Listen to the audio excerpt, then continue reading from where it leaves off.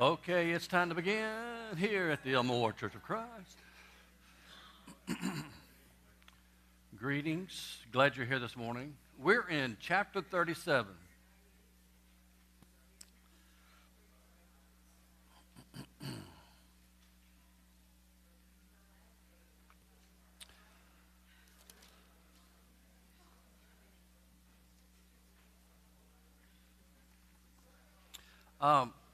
Just to take us forward to chapter 37,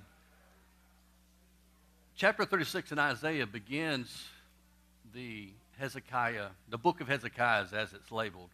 Um, and it is a parallel to the Ahaz, situation. What's interesting is how Isaiah, it's the same things that Ahaz faced, though different challenges, Hezekiah faces. And so when Ahaz, the father of Hezekiah, gets wind that there is a conspiracy against him, he's out, checking the water and all that because he's afraid that he's going to be under siege. And he wants to make sure that things can survive within the city walls. And Isaiah meets him out there. And Isaiah says, don't fear these smoldering firebrands. These ones who are threatening you, don't be afraid of them. But evidently, it didn't get into the heart of Ahaz because he was still afraid and forming alliances with other people. So Isaiah comes again and says, ask whatever you want. As high as the heaven, as low as whatever. He gave him an opportunity. He said, no, I'm not going to ask anything. And then God, gave that Emmanuel prophecy. But the sad story about Ahaz is, he never could cross that line from, non-believing, non-faith to faith. It was like a barrier because he was afraid of the environment around him. I think of, you remember when Peter walked on water and going out to meet Christ? As long as he was focused on Christ, he was walking on water. But what distracted him, which is odd, why would one be distracted from Christ? There he is, and you're walking on water. But he started to see the waves and all that. The Sea of Galilee can get pretty rough. It's a big body of water, and it frightened him. Maybe there were all kinds of, maybe it was a thunderstorm or whatever, but it frightened him. He turned his eyes away from Jesus, and what happened? He began to sink. And he's sinking by the lack of his own faith. That's the point. The gazing upon Jesus was an act of faith. So Ahaz could never get to that point of, okay, I'm turning it over to you. Hezekiah, he's challenged, as we saw last week. The Assyrian representative, the military leader, has come and has given a very good speech to intimidate the people of Judah. We also noted concerning him that he's a very educated person because he not only speaks Aramaic, which is the language of the world at the time, but he shifts into Hebrew to talk to so the men on the wall could hear what he's saying. So there's a lot of people listening to this military leader that's come out, and he's convincing them to surrender. He wants to persuade them to surrender, or else they're going to be destroyed.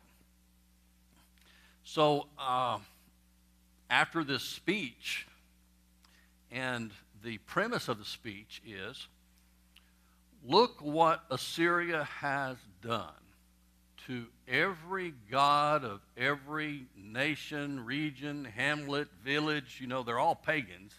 So every location has a a god, but he's come also into the land of Judah. And the extra biblical material that I shared with you, 40, 48, 46 places in the land of Judea have been overrun as well. So there's a lot of people that have been hurt and displaced and taken into captivity by Sennacherib already. So this guy is using that, and he says, don't let Hezekiah, now he's talking to everybody, don't let Hezekiah deceive you. Don't trust in the God of Hezekiah. Don't trust in that God, because none of the other gods have been able to conquer the God of the Assyrians. And that's why I sort of had the title that the book of Hezekiah is really a battle between gods, like the narrative of Moses and Egypt and coming out of Egyptian bondage. It's really a battle between who is the true and only God. So this threat that the leader gave concerned the representatives of Hezekiah. So they tore their clothes, and they were disheveled, and that's sort of like an act of mourning. That was usually what they did when they mourned. But they were distressed, they were discouraged, and they went to tell Hezekiah what he had said. So that's where we are in chapter 37, in verse 1. Now, what seems to happen here is there's two threats that are given.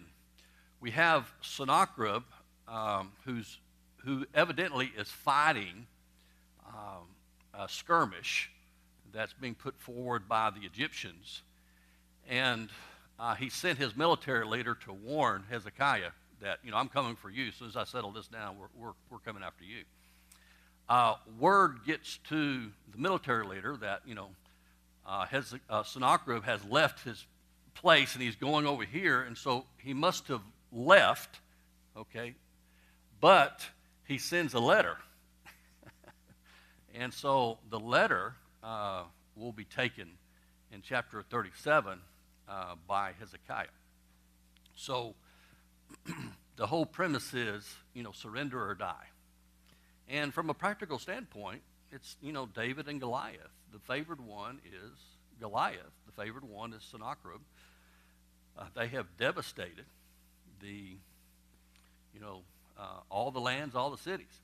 Now, the problem with Sennacherib and the Syrians and all the other nations is God has used them as an instrument of punishment. God is the one who's punishing people in sin. And these nations began to be haughty in their mind, and they start saying, look what I have done. And Sennacherib does the same thing that Nebuchadnezzar does. All these great kings, this title that's used of these ancient kingdoms. So they're all viewed, or at least they come to believe, these ancient kings, that they are divine. I mean, it happened in Egypt. It's going to happen in Syria, the Babylonians. It happens in Rome. For some reason, because of either their military prowess, the successes that they've had, the strength of their country, it just causes the king to begin imagining that he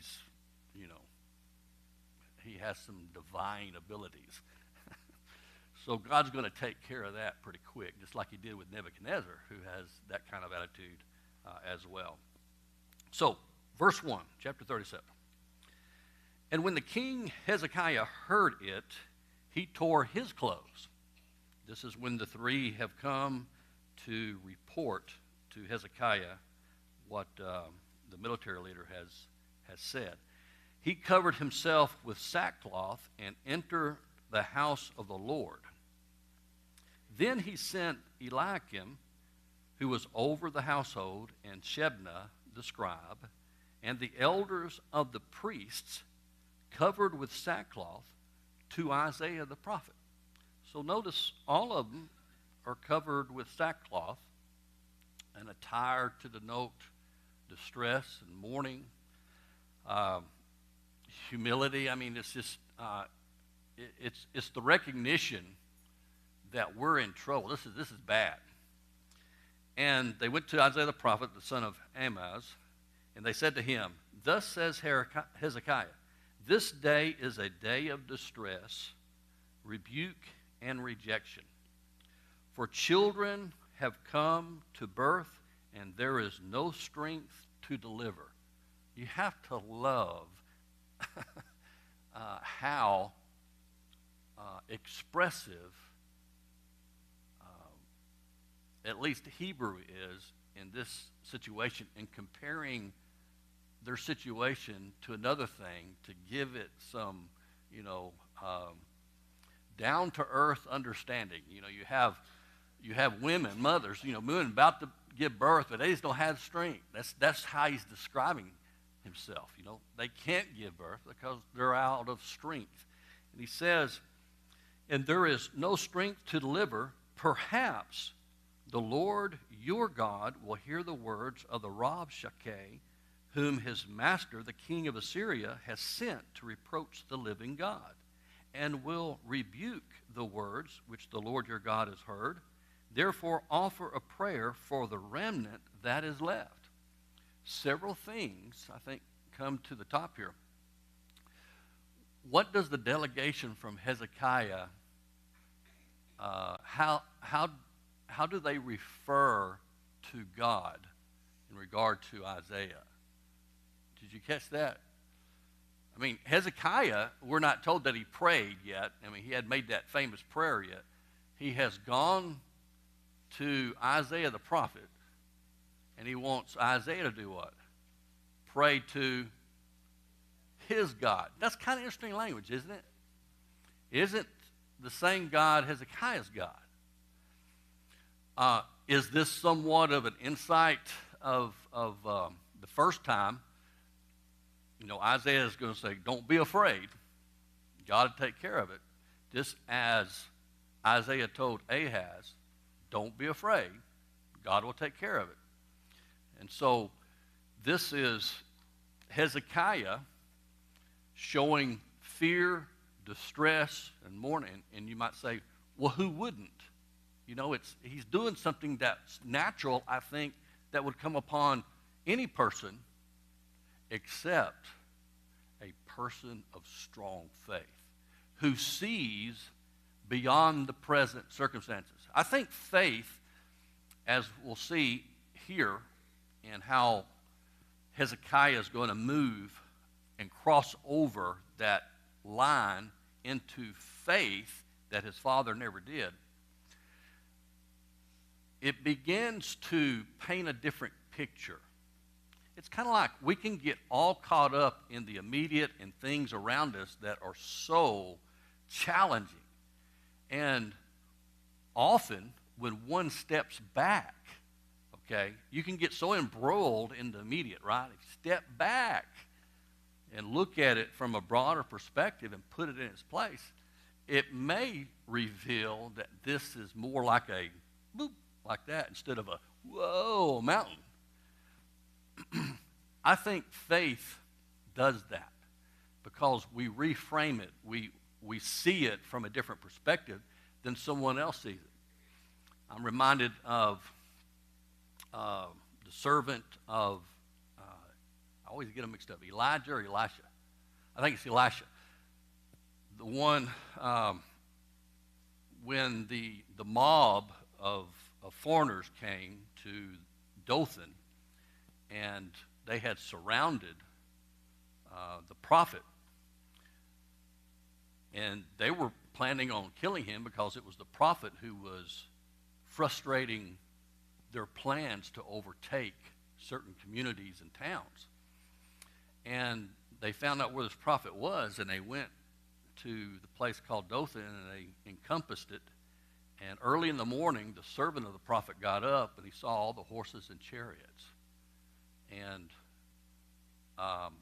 he's described as being totally out of his mind in terror because of what he sees. My master, he's running around. You know, they've caught him by surprise. And the enemy has surrounded us. And the most interesting thing is said to him by the prophet. Do not fear,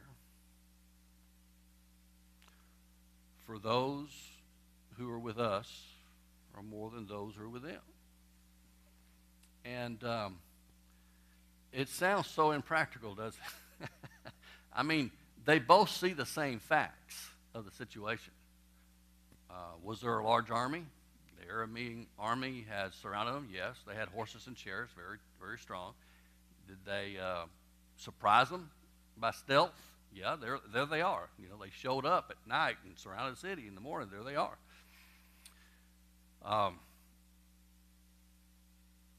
It looks like they're going to be able to capture the prophet and kill him.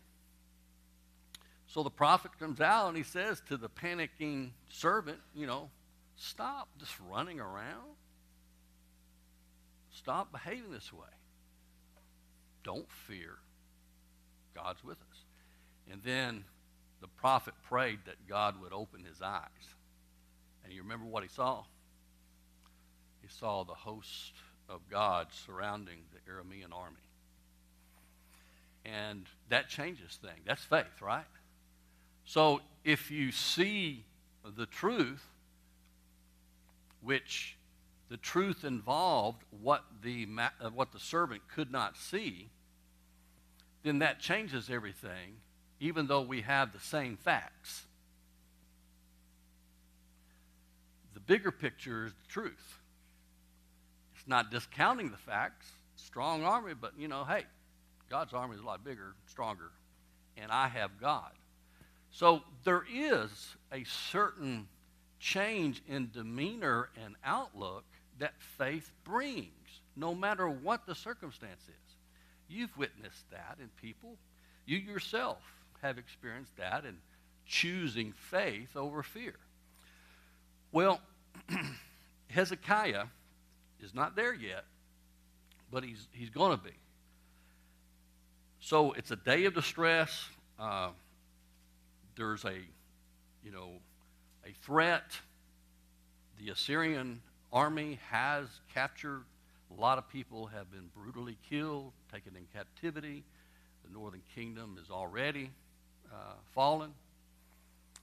So he goes to Isaiah. Notice the word here.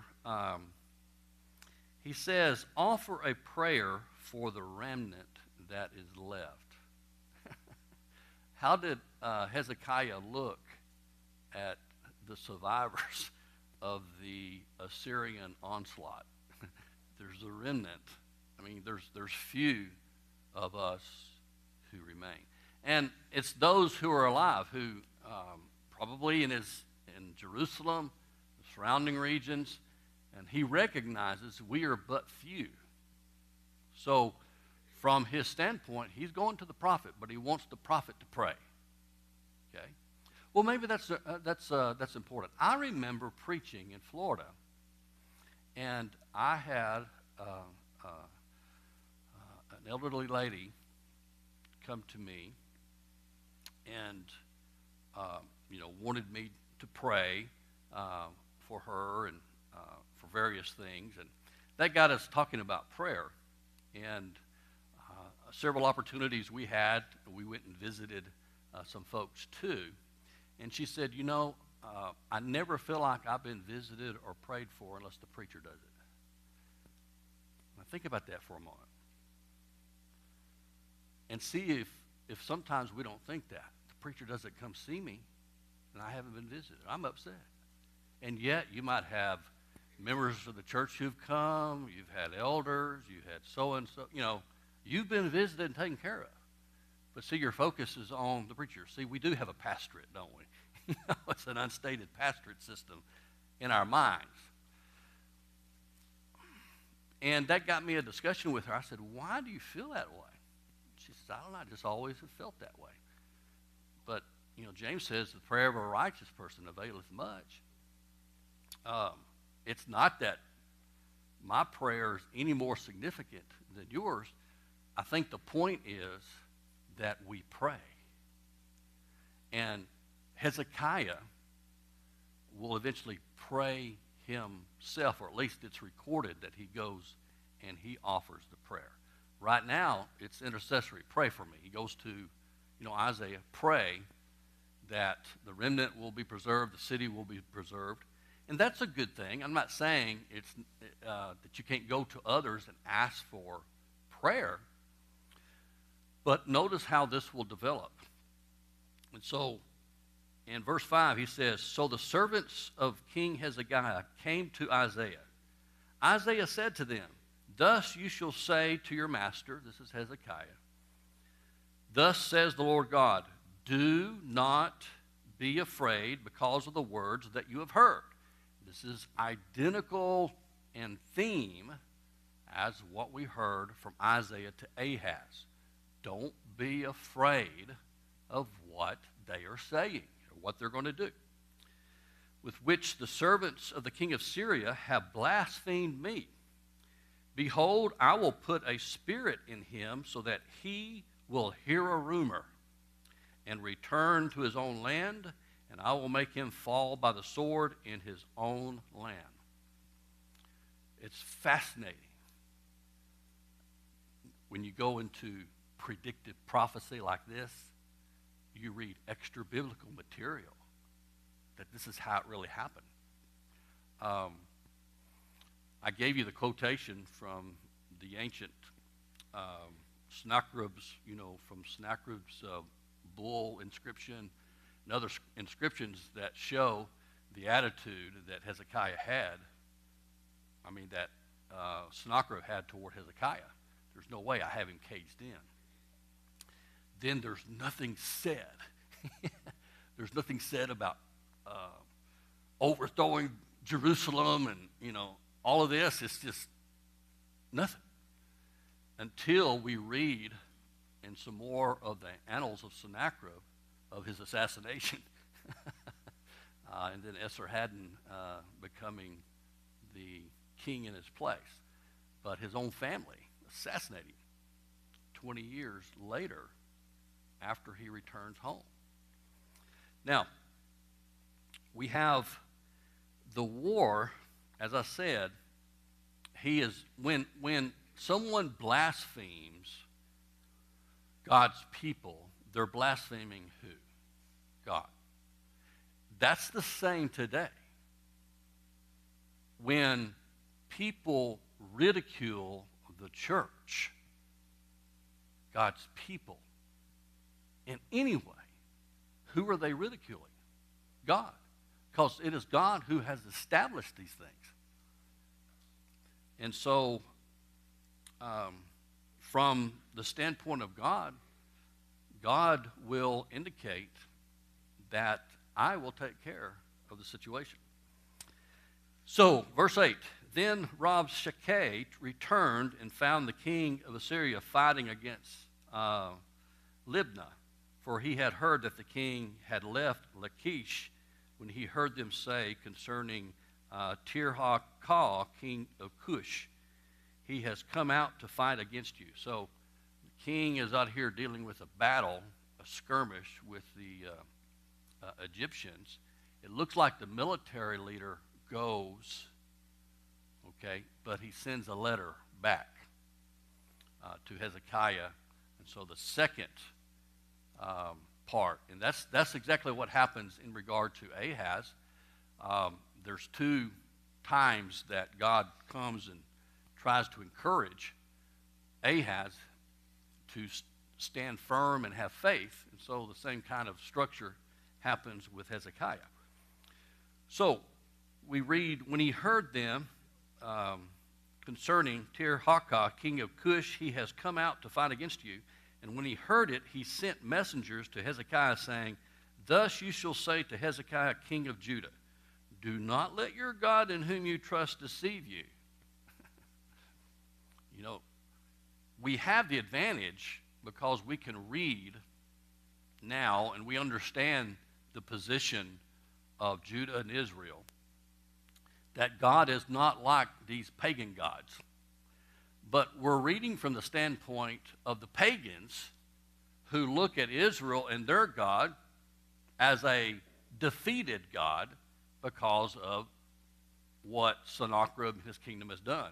In fact, you remember the military leader told the people of Judah who were listening that your God is actually on my side because he has allowed me to come into the land of Judah to capture your cities and your towns. So you're hearing this as the men of Judah on the wall of the city. And you might be saying, well, yeah, he did. Why did God allow this? Why is God allowing this suffering? God has told the king in Israel in the writings of Isaiah why this is happening. And it's because of the judgment against sin. Thus you shall say to Hezekiah, king of Judah, do not let your God in whom you trust deceive you, saying, Jerusalem will not be given into the hand of the king of Assyria. Behold, you have heard what the king of Assyria have done to all the lands, destroying them completely. So will you be spared? It's a great letter if you're a pagan and, you have a mighty Assyrian army.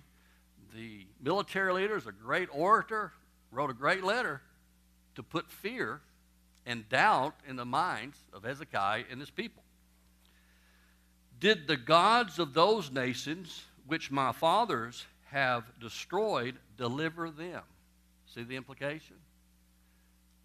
What we infer from that is that your God, like the other gods, is not powerful enough to push away the Assyrians. Even Gozan and Haran and Rezpah and the sons of Eden who were in Tel-Assar, where is the king of Hamath, the king of Arpad, the king of the city of Sephar, Vaim, and of Hena and Ivvah?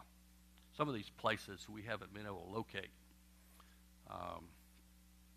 But they're in the land of Judah. Some of them are in Philistia, where the Philistines are. But these are a part of the cities or towns that are listed in the chronicles, the annals of Sennacherib. So that's the point. What are you going to do? So you're King Hezekiah. What do? You've asked Isaiah to pray for you, and Isaiah has said, don't fear. God's going to take care of you. Okay, now you get a letter that tests the very response that you're going to have to what Isaiah said, who is God speaking to him. Right? Well, you might rationalize as a human being, well, this is different now. I've got a letter. I've got a letter that says, lays it out what they're going to do. And so, it's been ramped up. We've had the military leader gave this wonderful speech. Now I've got a letter. It seems to be certified from the Assyrians that they're going to come and destroy us. What would you do? How would it affect you? At what point would you begin to have faith? And what is the faith that God is wanting Hezekiah to have? All right, let me ask you this. If Isaiah told Hezekiah, do not fear, then what should change about Hezekiah? Maybe his demeanor should change. He should be relieved, have a little bit more confidence, perhaps. He's getting there. And so Hezekiah took the letter from the band of the messengers and read it.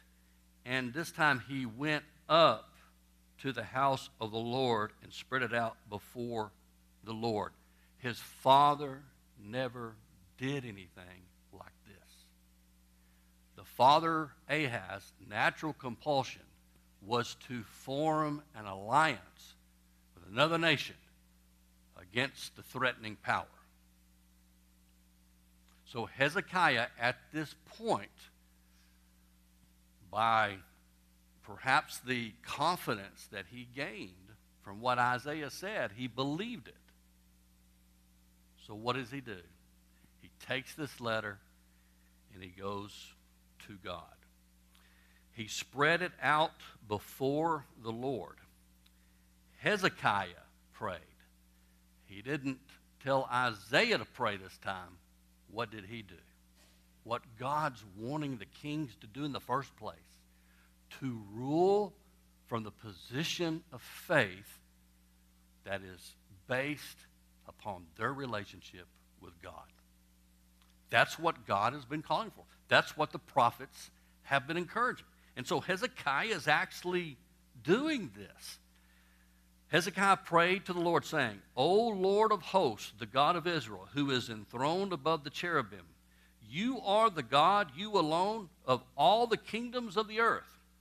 You have made heaven and earth. They believe in the creation, didn't they? Incline your ear, O Lord, and hear. Open your eyes, O Lord, and see and listen to all the words of Sennacherib, who sent them to reproach the living God. Truly, O Lord, the king of Assyria have devastated all the countries and their lands, and have cast their gods into the fire. For they were not gods, but the work of men's hands, wood and stone, so they have destroyed them. Now, O Lord our God, deliver us from his hand, that all kingdoms of the earth may know that you alone, Lord, are God. What do you find interesting about Hezekiah's prayer here? You think pop out?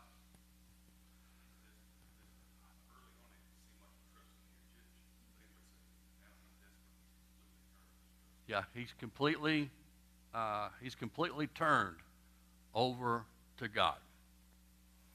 What about the content of the prayer stands out to you? The first part of the prayer, what is, it's all about who God is, isn't it? This is key because it's telling you where faith comes from. When you understand who God is. So he's praying and he's acknowledging. Now, it's more than just like knowing the facts, whatever. And yes, God is one. God is all power, is omniscient. He's everywhere, all these things. God's made some mighty promises. Yeah, I know that. That's factual, but it doesn't impact me. When you know God and he's reaffirming his understanding of who God is, and he's doing it in prayer of faith and pleading, and he's recognizing the God of heaven and earth. Go. Yeah. Yeah. Our Father who art in heaven, hallowed be your name. It's a recognition of who God is and your position in relationship to him. This is all faith. This is a picture of faith here, of what it's going to do. One of the things that fascinates me about the New Testament when you read life of Christ and stuff, and by the way, David's written a book on the life of Christ. We're still exploring publication opportunities, but there's times in which Jesus complements the faith of individuals, or individuals capture the attention of God because of their faith. And you would think it would be some profound thing, but it's not. It's just a matter of trust above all else. Trusting in God and what he says he'll do and who he is. If we trust, then there's no fear or anxiety because you trust.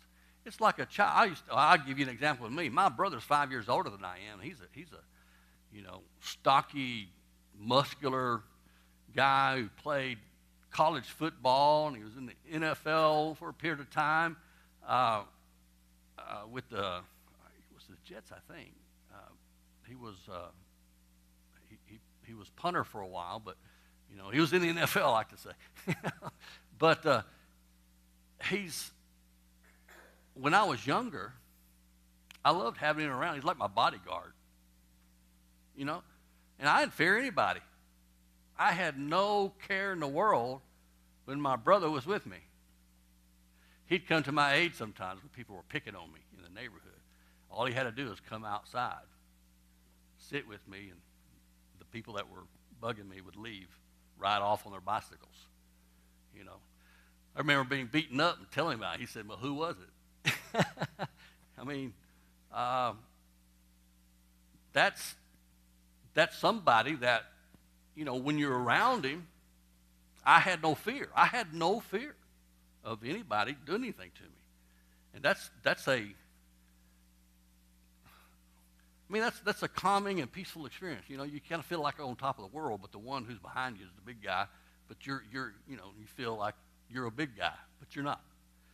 That, in a sense, I think, is a picture of what God does, what God offers.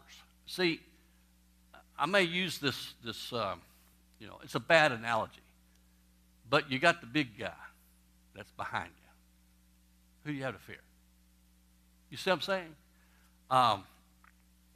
And so Hezekiah is recognizing now the one who is over all. So he prays, he comes out and he tells everything that he's always believed, and now what he's always believed is now being challenged. See, this is the growth of faith. You can be a Christian and learn the values and what God wants you to do, but it's not until you face a situation that calls upon those virtues and that life of Christ to be lived at that moment, to don't cave, to don't resort to non-Christian attitudes and ways. So perhaps this is the first challenge that Hezekiah has really faced in regard to outside persecution and a crisis where he has to decide between faith or non-faith. What's practical or is it faith?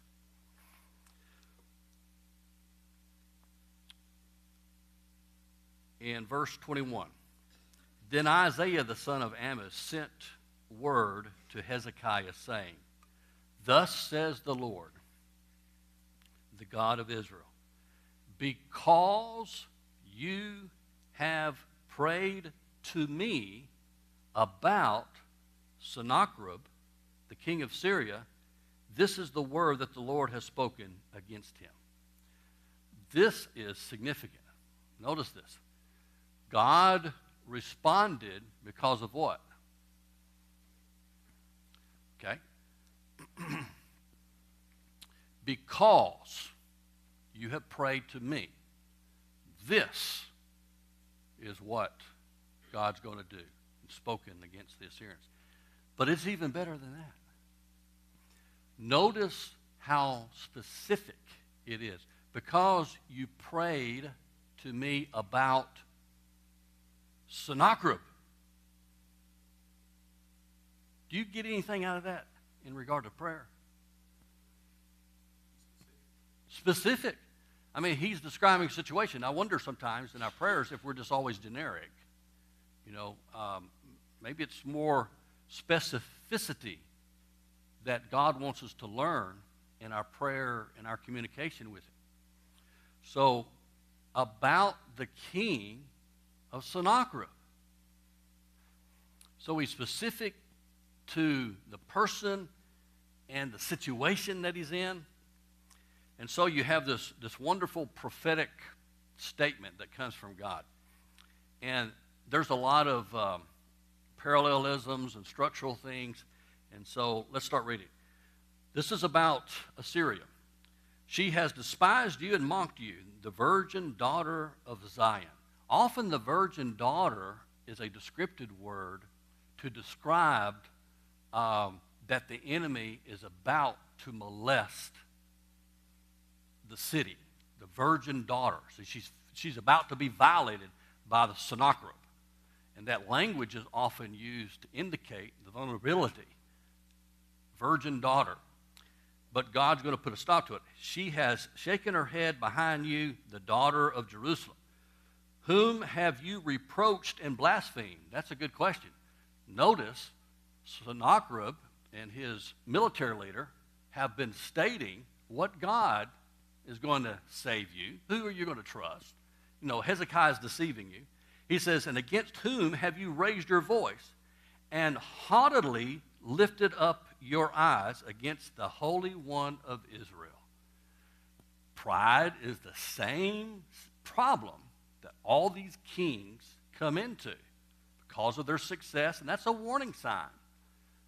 Whether success in life and notoriety and all these things, you have to be wary of haughtiness and pride, because you can begin thinking, you know, I'm really good. Look what I have done. And you've achieved a lot. But remember, who's the ultimate behind it all? God's given you the mind. God's given you, you know, the environment. God has created you. You know, there's a lot that you may not know that's a part of what's happening in your life and things coming together. It says, through your servants you have reproached the Lord, and you have said, with my many chariots I came up to the heights of the mountains. There's going to be a contrast here.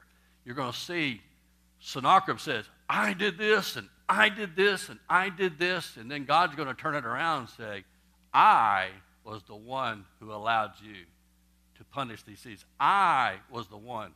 So there's a contrast that will become apparent in just a minute. He says, and you have said, with my many chariots I came up to the heights of the mountains, to the remotest parts of Lebanon, and I cut down its tall cedars and its choice cypress, and I will go to the highest peak, its thickest forest. I dug wells, drank waters, and with the sole of my feet I dried up the rivers of Egypt. This is what pride sounds like. Then God says, have you not heard? Long ago, I did it. From ancient times I planned it. Now I have brought it to pass that you should turn fortified cities into ruins and heaps. Therefore their inhabitants were short of strength. They were dismayed, put to shame. They were as the vegetation of the field, as the green herb, as grass of the housetops, as scorched before it is grown up. But I know you're sitting down, you're going out, and you're coming in, God says, and you're raging against me.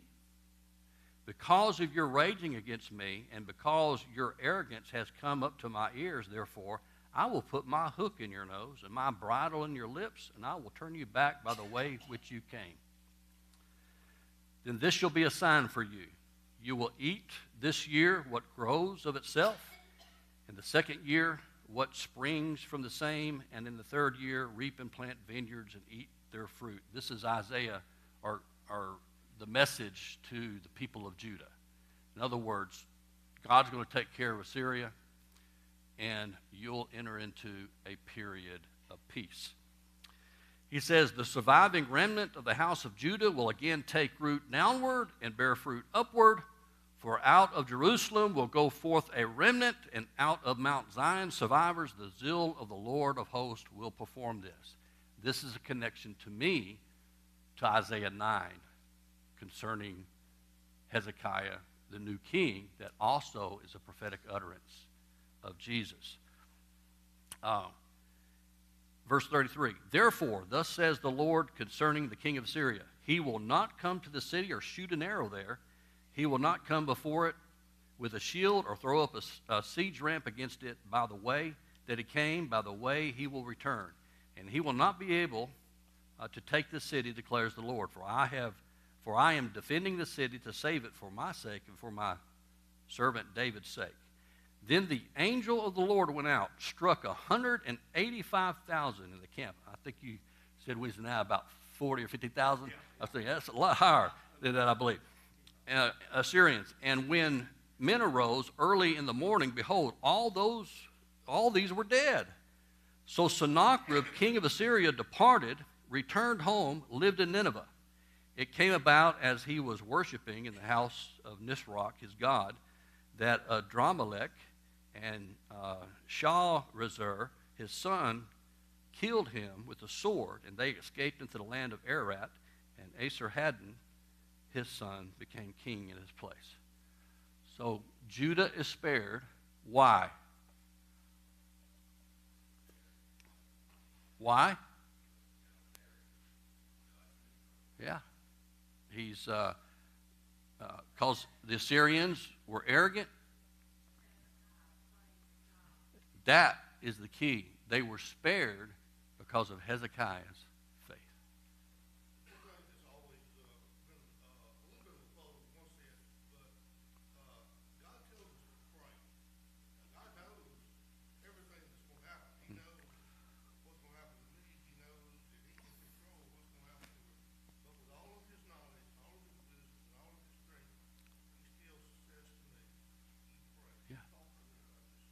Yeah.